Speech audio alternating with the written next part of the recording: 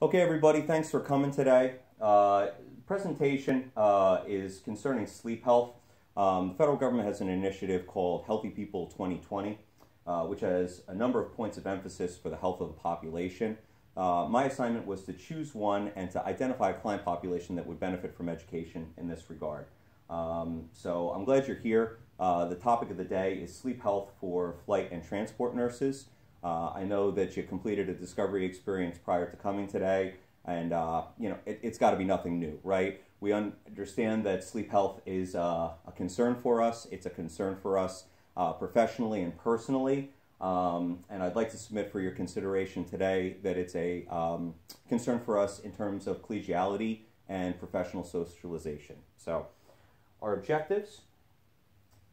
So we're going to talk about the personal and professional risks of inadequate sleep. We're in a unique position as transport and flight nurses in that we get sort of the cross-pollination of that side in terms of operational safety concerns about sleep, not just clinical safety concerns of sleep. But I want to review those. I want to talk about strategies to improve sleep health, and I'd be interested in your feedback and your experience about what's useful here.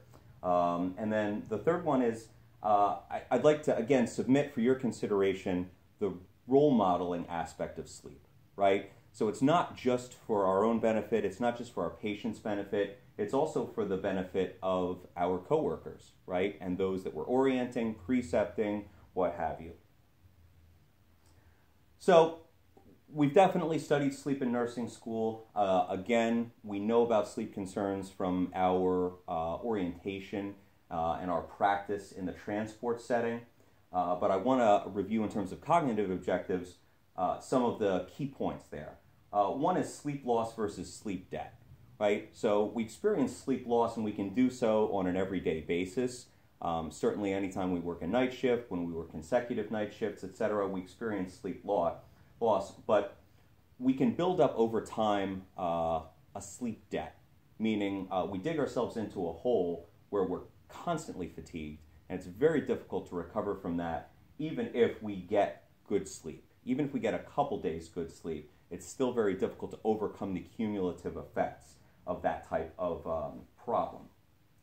The second concern is sleep fragmentation versus sleep deprivation, right? In other words, quality versus quantity.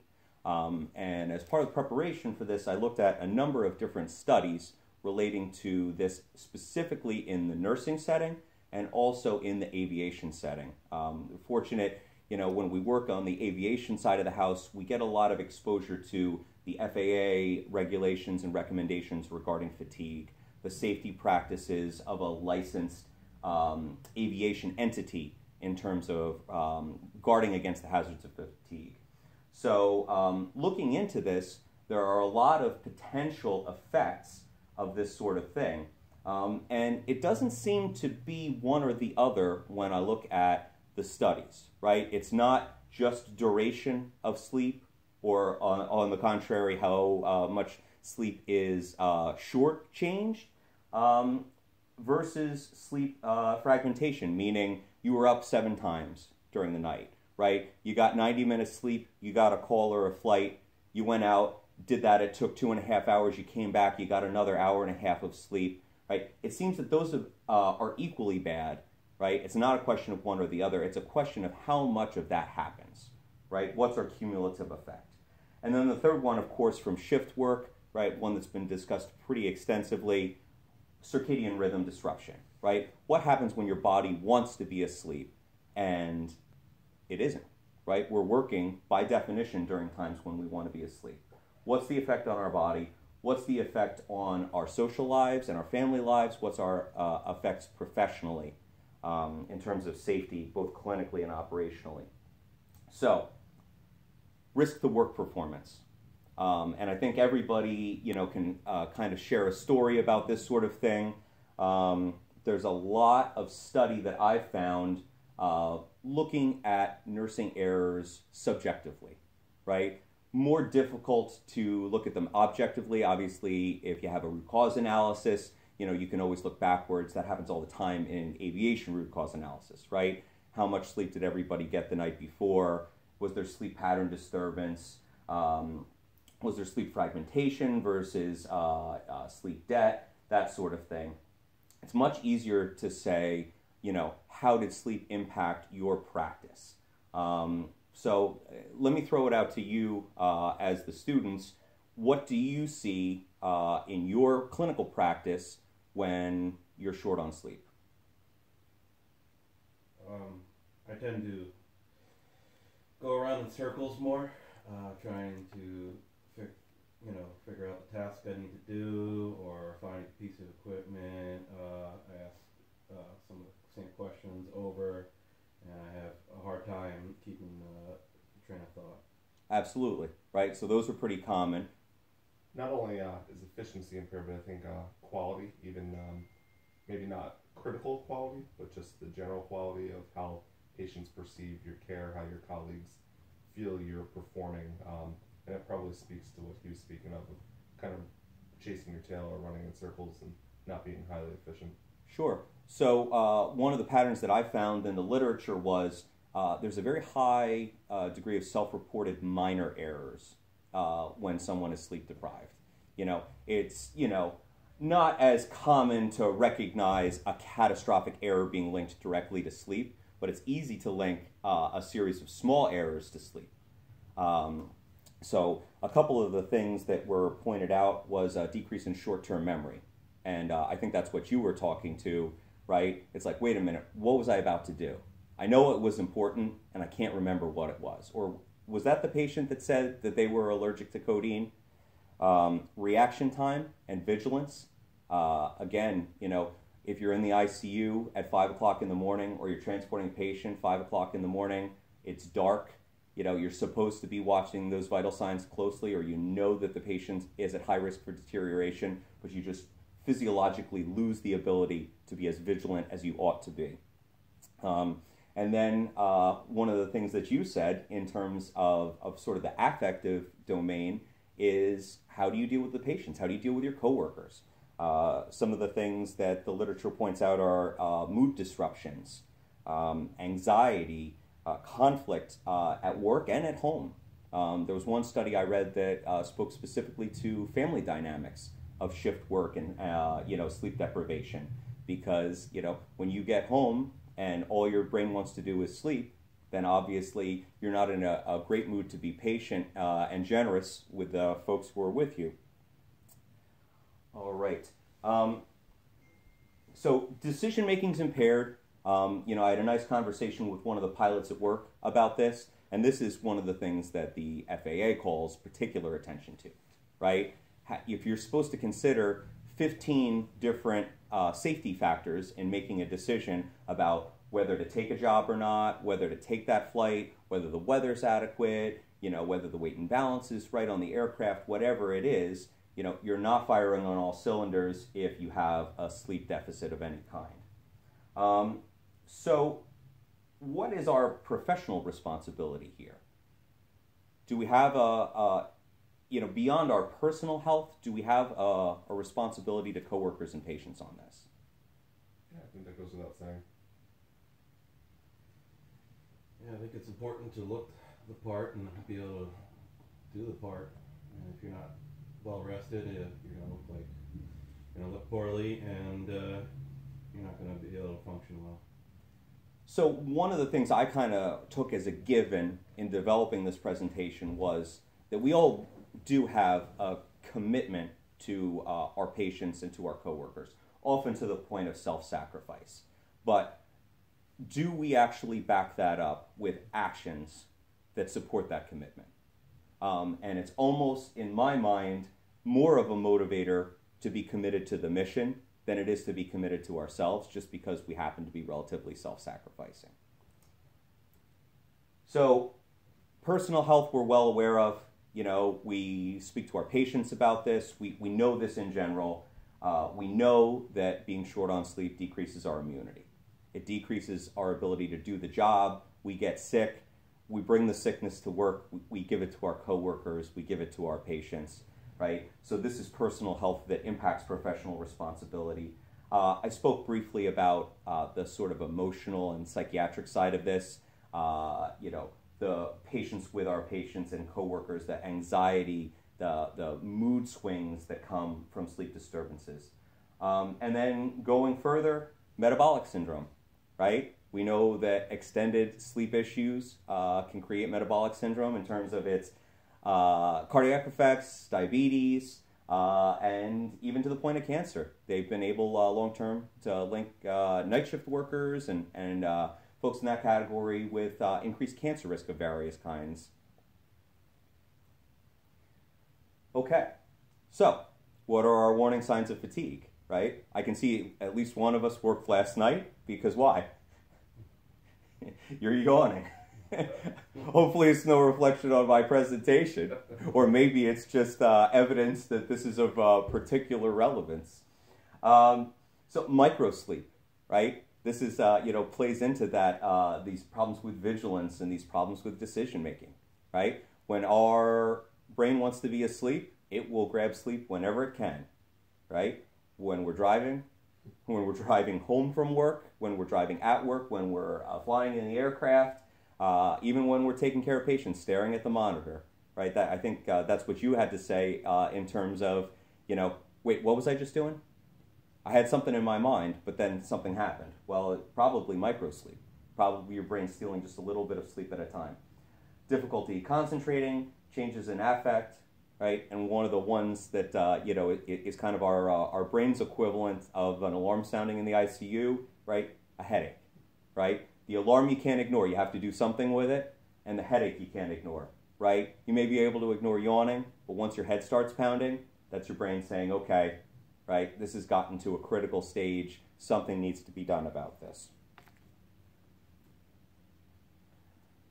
So what can we do for better sleep?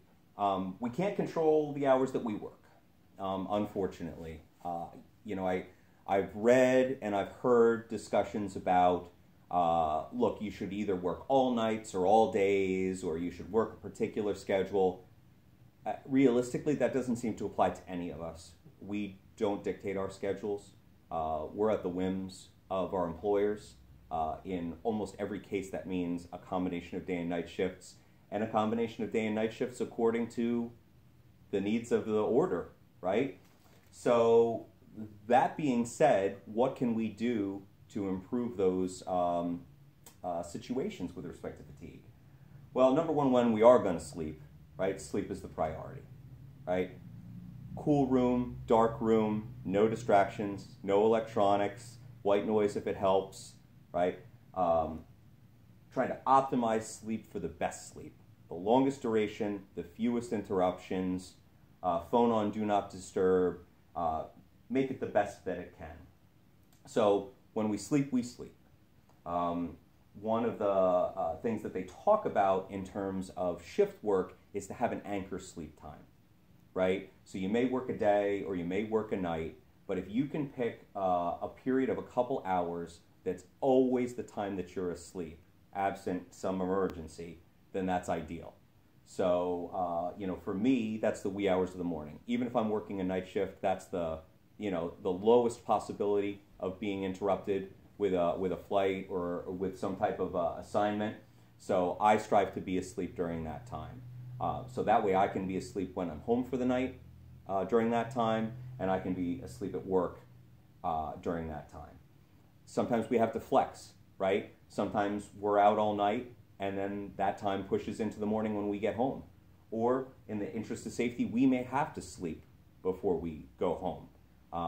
But that's the nature of the beast. If we know we're going to be falling asleep on the drive home, we owe it to ourselves and we owe it to the other drivers to get an adequate sleep before we go home. Make sure that we're not going to injure someone. How about napping? Is napping a viable option at work? It can be, yeah. It depends on whether or not your volume supports napping. Absolutely. It's hard squeezing it out.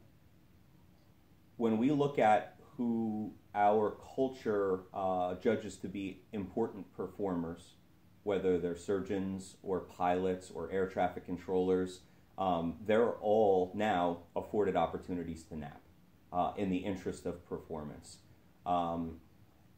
fortunately, in our world, we're less subject to the sort of traditional hospital, draconian, there's no sleeping at work and it's a terminable offense. We're growing to realize that taking a nap increases our effectiveness rather than showing a sign of weakness. So, from our training in my environment, from our aviation contractor, even a 30-minute nap is a real game changer in terms of mitigating the effects of sleep deprivation. So if we're finding that we're not alert, then we can take a 30-minute nap. We can even set an alarm for it so that we don't go deep into REM sleep during that time. And that will rejuvenate us, increase our concentration, mitigate some of the effects of sleep problems. What about night shift recovery? How long does it take you when you work a night shift and you actually work through the night? How long does it take you to recover from that? 48 hours. It takes me one day of being miserable and then back to my regular rotation of sleep. Right.